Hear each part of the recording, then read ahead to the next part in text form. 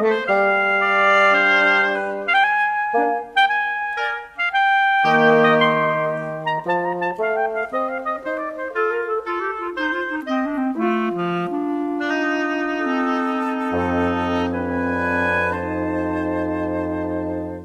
Tale of the Pie and the Patty Pan by Beatrix Potter. Once upon a time there was a pussycat called Ribby, who invited a little dog called Duchess to tea. "Come in good time, my dear Duchess," said Ribby's letter, "and we will have something so very nice. I am baking it in a pie dish with a pink rim. You never tasted anything so good. And you shall eat it all. I will eat muffins, my dear Duchess," wrote Ribby. Duchess read the letter and wrote an answer. "I will come with much pleasure at 4:15. But it is very strange. I was just going to invite you to come here to supper, my dear Ribby, to eat something most delicious." "I will come very punctually, my dear Ribby," wrote Duchess. And then at the end she added, "I hope it isn't mouse." And then she thought that did not look quite polite. So she scratched out "isn't mouse" and changed it to "I hope it will be fine." And she gave her letter to the postman. But she thought a great deal about Ribby's pie, and she read Ribby's letter over and over again. "I am dreadfully afraid it will be mouse," said Duchess to herself. "I really couldn't eat mouse pie, and I shall have to eat it, because it is a party, and my pie was going to be veal and ham, a pink and white pie dish, and so is mine, just like Ribby's dishes. They were both bought at Tabitha Twitchit's." Duchess went into her larder and took the pie off a shelf and looked at it. "It is all ready to put into the oven. Such lovely pie crust. And I put in a little tin patty pan to hold up the crust. And I made a hole in the middle with a fork to let out the steam. Oh, I do wish I could eat my own pie instead of a pie made of mouse." Duchess considered and considered, and read Ribby's letter again. "A pink and white pie dish, and you shall eat it all." You means me. Then Ribby is not going to even taste the pie herself? A pink and white pie dish. Ribby is sure to go out to buy the muffins. Oh, what a good idea! Why shouldn't I rush along and put my pie into Ribby's oven when Ribby isn't there? Duchess was quite delighted with her own cleverness. Ribby, in the meantime, had received Duchess's answer, and as soon as she was sure that the little dog could come, she popped her pie into the oven. There were 2 ovens, one above the other. Some other knobs and handles were only ornamental and not intended to open. Ribby put the pie into the lower oven. The door was very stiff. "The top oven bakes too quickly," said Ribby to herself. "It is a pie of the most delicate and tender mouse, minced up with bacon, and I have taken out all the bones, because Duchess did nearly choke herself with a fishbone last time I gave a party. She eats a little fast, rather big mouthfuls. But a most genteel and elegant little dog, infinitely superior company to Cousin Tabitha Twitchit." Ribby put on some coal and swept up the hearth. Then she went out with a can to the well for water to fill up the kettle. Then she began to set the room in order, for it was the sitting-room as well as the kitchen. She shook the mats out at the front door and put them straight. The hearth-rug was a rabbit-skin. She dusted the clock and the ornaments on the mantelpiece, and she polished and rubbed the tables and chairs. Then she spread a very clean white tablecloth and set out her best china tea set, which she took out of a wall cupboard near the fireplace. The teacups were white with a pattern of pink roses, and the dinner plates were white and blue. When Ribby had laid the table, she took a jug and a blue and white dish and went out down the field to the farm to fetch milk and butter. When she came back, she peeped into the bottom oven. The pie looked very comfortable. Ribby put on her shawl and bonnet and went out again with a basket to the village shop to buy a packet of tea, a pound of lump sugar, and a pot of marmalade. And just at the same time, Duchess came out of her house, at the other end of the village. Ribby met Duchess halfway down the street, also carrying a basket covered with a cloth. They only bowed to one another. They did not speak, because they were going to have a party. As soon as Duchess had got round the corner out of sight, she simply ran straight away to Ribby's house. Ribby went into the shop and bought what she required, and came out after a pleasant gossip with Cousin Tabitha Twitchit. Cousin Tabitha was disdainful afterwards in conversation. A little dog, indeed, just as if there were no cats in Sorry, and a pie for afternoon tea, the very idea, said Cousin Tabitha Twitchit. Ribby went on to Timothy Baker's and bought the muffins. Then she went home. There seemed to be a sort of scuffling noise in the back passage as she was coming in at the front door. "I trust that is not that pie. The spoons are locked up, however," said Ribby. But there was nobody there. Ribby opened the bottom oven door with some difficulty and turned the pie. There began to be a pleasing smell of baked mouse. Duchess, in the meantime, had slipped out the back door. It is a very odd thing that Ribby's pie was not in the oven when I put mine in, and I can't find it anywhere. I have looked all over the house. I put my pie into a nice hot oven at the top. I could not turn any of the other handles. I think they are all shams, said Duchess. But I wish I could have removed the pie made of mouse. I cannot think what she has done with it. I heard Ribby coming, and I had to run out by the back door. Duchess went home and brushed her beautiful black coat, and then she picked a bunch of flowers in her garden as a present for Ribby, and passed the time until the clock struck 4. Ribby, having assured herself by careful search that there was really no one hiding in the cupboard or in the larder, went upstairs to change her dress. She put on a lilac silk gown for the party, and an embroidered muslin apron and tippet. "It is very strange," said Ribby. "I did not think I left that drawer pulled out. Has somebody been trying on my mittens?"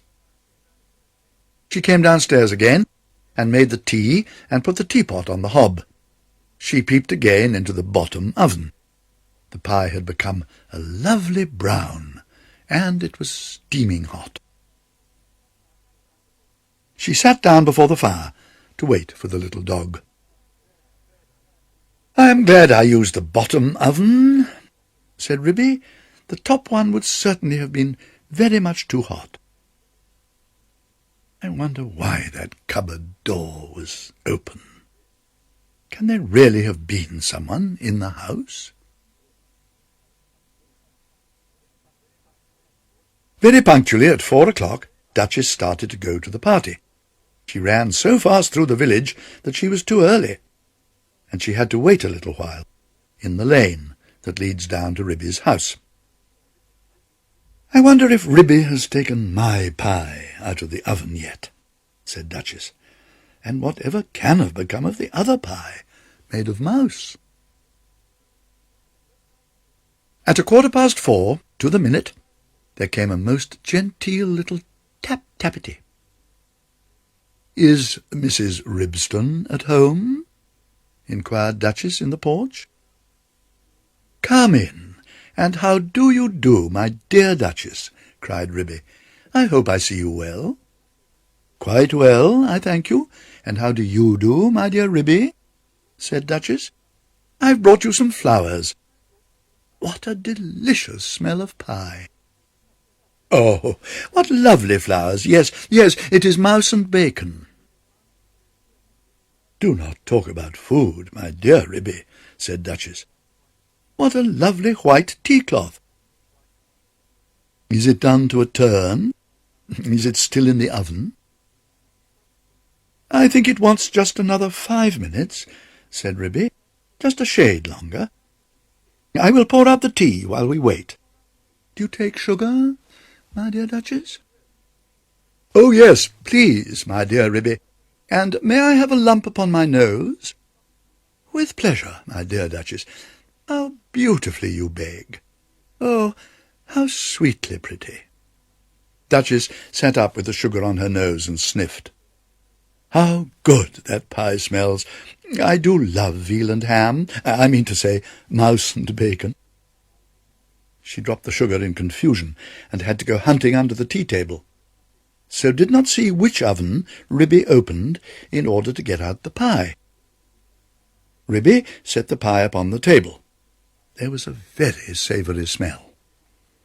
Duchess came out from under the tablecloth, munching sugar, and sat up on a chair. "I will first cut the pie for you. I am going to have muffin and marmalade," said Ribby. "Do you really prefer muffin? Mind the patty-pan."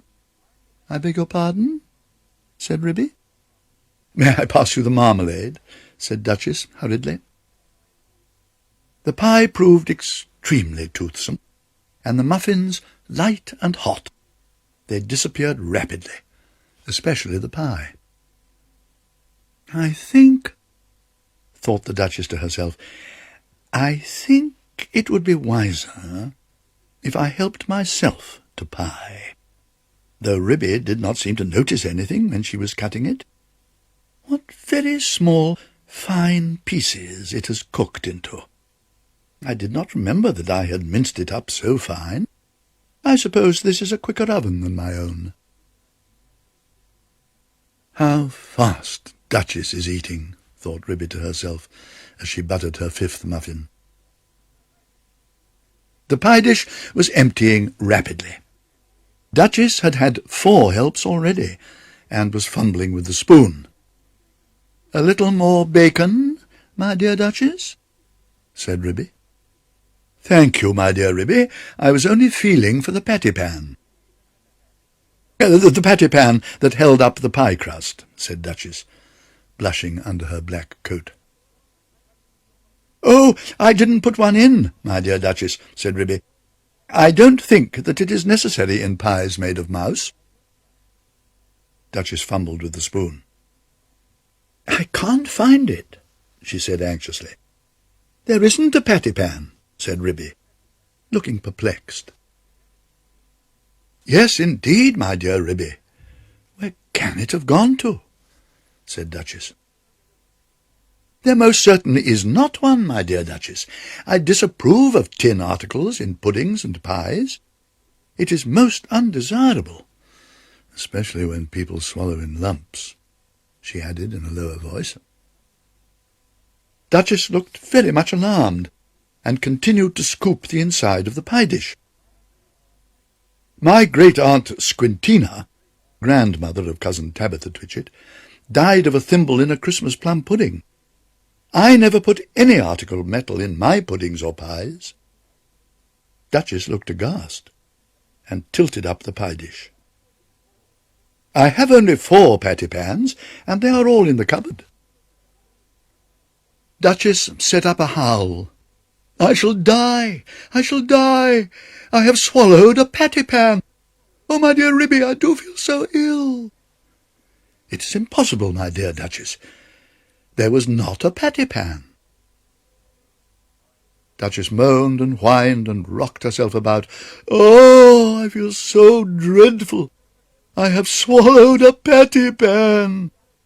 "There was nothing in the pie," said Ribby severely. "Yes, there was, my dear Ribby. I am sure I have swallowed it."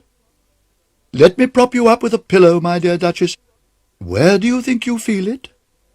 "Oh, I do feel so ill all over me, my dear Ribby. I have swallowed a large tin patty-pan with a sharp scalloped edge."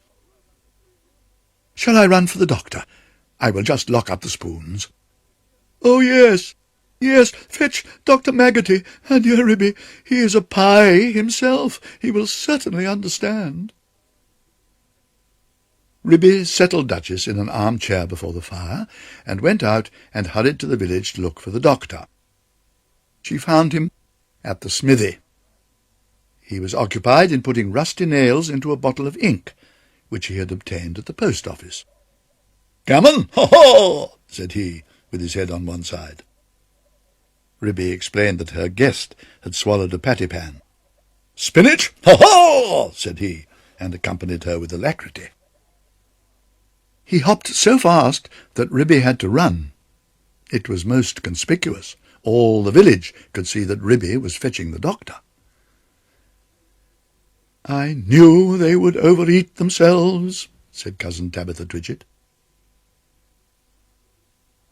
But while Ribby had been hunting for the doctor, a curious thing had happened to Duchess, who had been left by herself, sitting before the fire, sighing and groaning, and feeling very unhappy.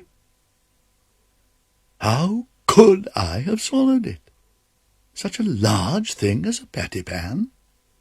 She got up and went to the table, and felt inside the pie dish again with a spoon.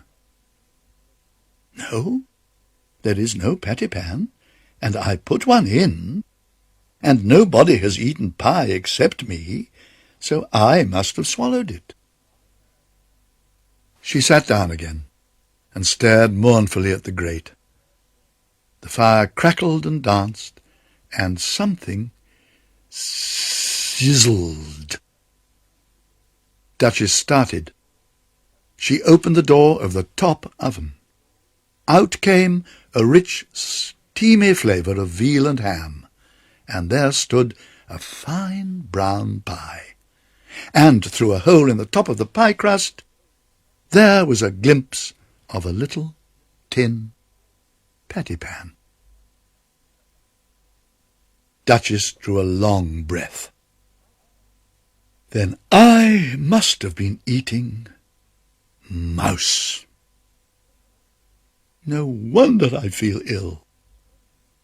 But perhaps I should feel worse if I had really swallowed a patty-pan, Duchess reflected.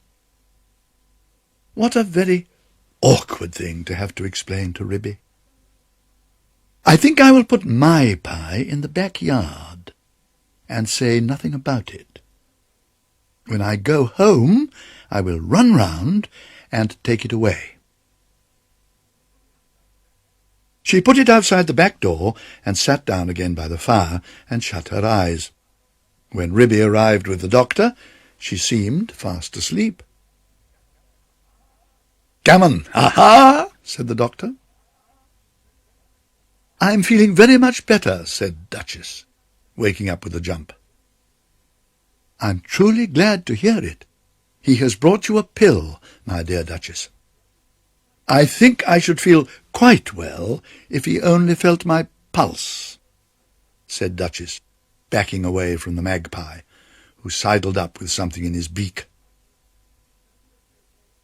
"It is only a bread pill. You had much better take it. Drink a little milk, my dear Duchess." "Gammon, gammon," said the doctor, while Duchess coughed and choked. "Don't say that again," said Ribby, losing her temper. "Here, take this bread and jam, and get out into the yard." "Gammon and spinach! Ha-ha!" shouted Dr. Maggotty triumphantly outside the back door. "I am feeling very much better, my dear Ribby," said Duchess. "Do you not think that I had better go home before it gets dark?" "Perhaps it might be wise, my dear Duchess. I will lend you a nice warm shawl, and you shall take my arm." "I would not trouble you for worlds. I feel wonderfully better.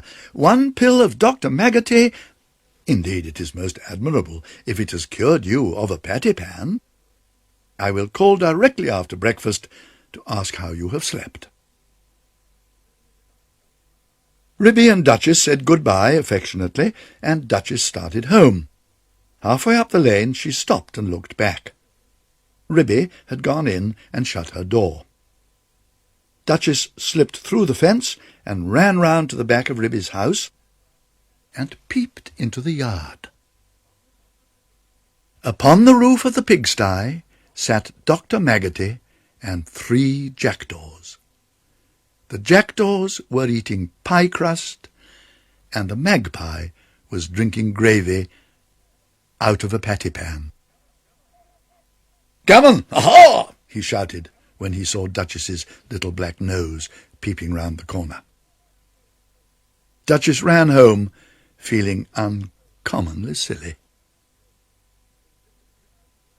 When Ribby came out for a pailful of water to wash up the tea things, she found a pink and white pie dish lying smashed in the middle of the yard. The patty-pan was under the pump, where Dr. Maggotty had considerately left it. Ribby stared with amazement. Did you ever see the like? So there really was a patty-pan? But my patty-pans are all in the kitchen cupboard. Well, I never did. Next time I want to give a party, I will invite Cousin Tabitha Twitchit.